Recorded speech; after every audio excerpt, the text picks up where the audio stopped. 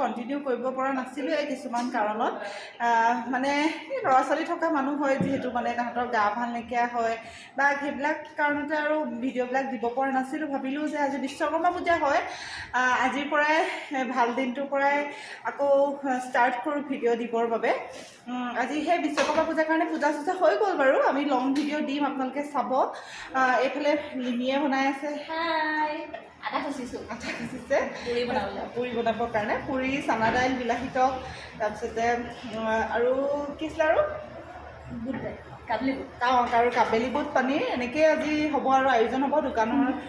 কাম কৰা ল'ৰাবিলাকো আহিব সেনেকৈ আৰু ওচৰৰ মানুহবিলাক আহিব আৰু পিংকি